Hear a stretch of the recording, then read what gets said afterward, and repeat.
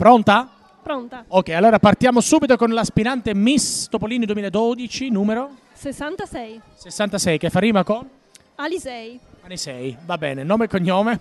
Elena Baracchini. Erika. Elena. Ah, no, scusami, è che sto diventando sordo, non vi sento neanche a 2 centimetri.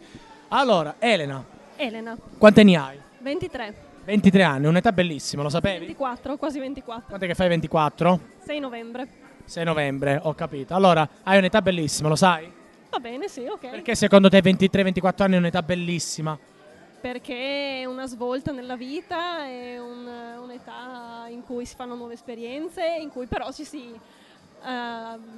dirige verso il mondo del lavoro e delle nuove esperienze. Tu ti sei già diretta verso il mondo del lavoro? Sono laureata triennale in chimica e ora sto studiando al corso di laurea specialistica.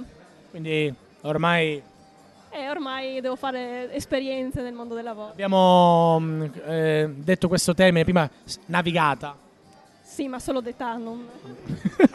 Allora, senti, a parte questo, come impieghi il tuo tempo libero? Cosa fai? Ma di tempo libero ne ho abbastanza poco perché Studio. studiando molto non c'è molto tempo, però mi piace molto andare al cinema, amo i thriller, quelli per cui bisogna stare con il fiato sospeso tutto il tempo e attenti dal primo minuto. Ho capito. Beh, una passione per il cinema. Il tuo attore e la tua attrice preferita?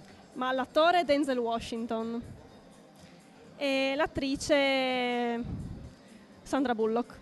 Ah, beh, Denzel Washington è straordinario. Washington è un grande Premi Oscar numero 1. cinema, un grande del cinema. Grande, un grandissimo. Va bene. Come mai ti sei iscritta a Miss Topolini? Questo concorso così importante, con tutti questi occhi addosso.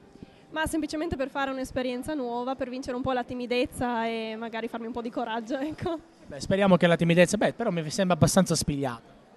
Un buon segno. Grazie. Sei fidanzata? Sì, ormai da 6 anni. Quasi.